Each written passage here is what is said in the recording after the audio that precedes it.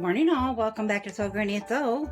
We are finishing up our final round of our Anne of Green Gables quilt today. The fabric is by RBD Blake. It's absolutely adorable. I do have some turn packs available left on the shop, and you can find the shop at sewgrannysew.shop.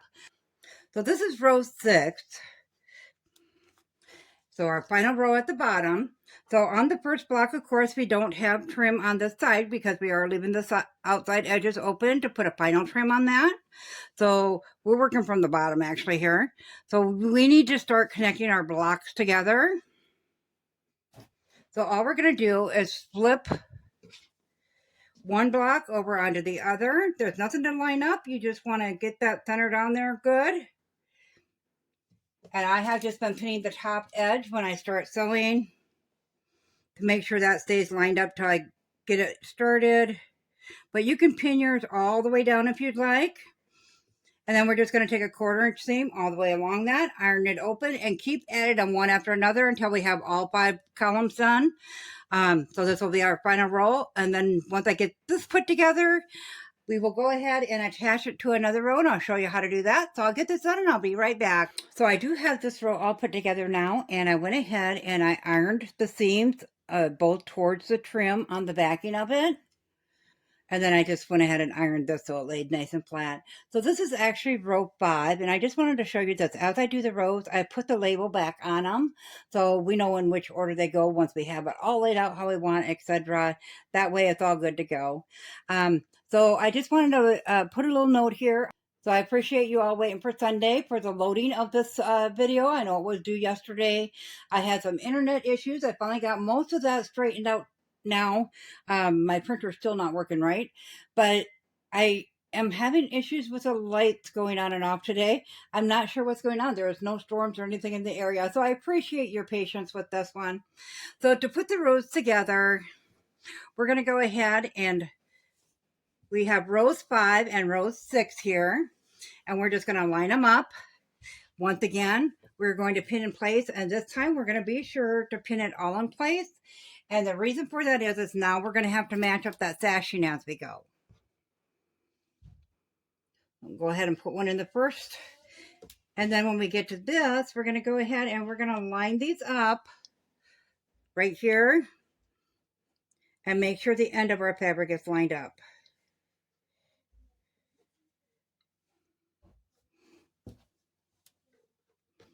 And once we get that all nice and lined up, we'll go ahead and put our pins in place for those seams.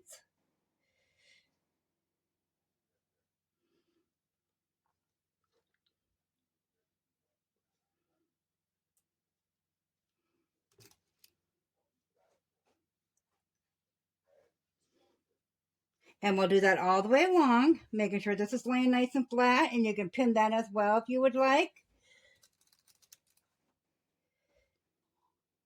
Then we're going to go ahead and run a 1/4 inch seam all the way along. You want to be sure that you're going to back stitch on the beginning and the ending of this so the stitching does not come out. You will have another seam going over top of this, but I always do it on my rows for some reason.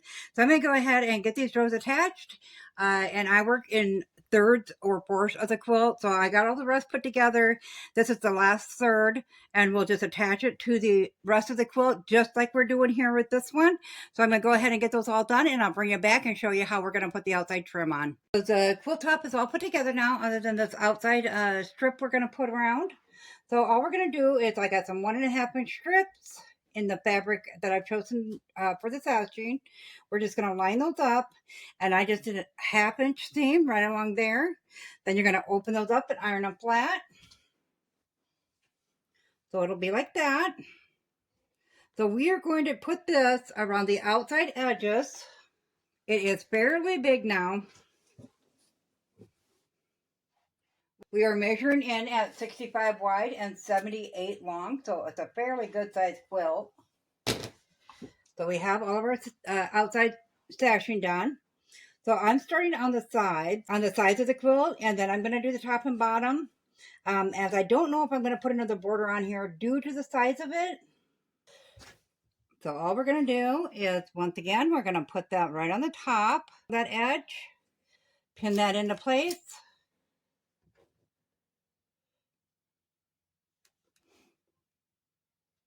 There's nothing to line up, of course, because it's just one straight piece.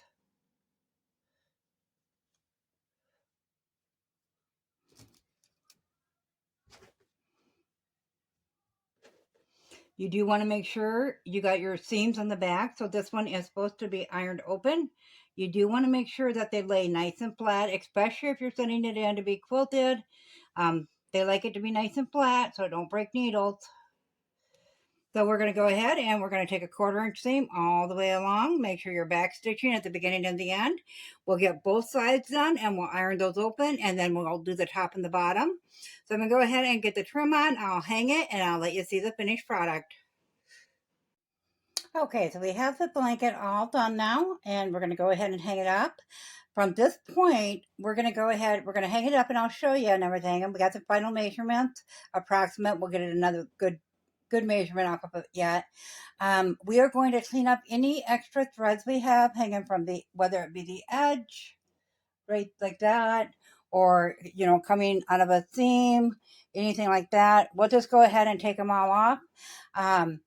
Before we send it off to the quilter, we'll also go ahead and take a lint brush and roll over it. Make sure everything's nice and tidy. Your backing, like I said, different quilters want different size, so it could be up to 4-inch extra all the way around or 8-inch extra all the way around. So you really need to talk to your long armer on that to find out what you need to have on your quilt. So I'm going to go ahead and get this hung up, and then we will show you the finished product.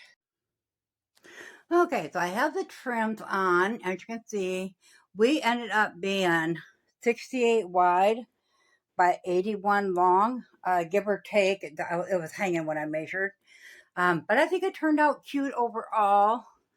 I think she's really going to like it.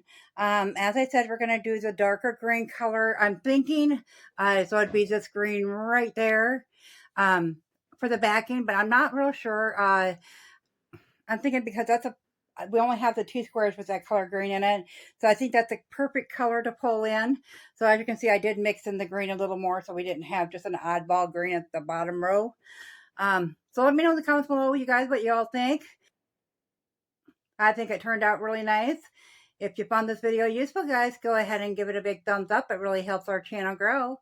If you haven't subscribed yet, go ahead and hit that subscribe button because we'd love to have you here at So Greeny So. Thanks all. Have a good day. Bye.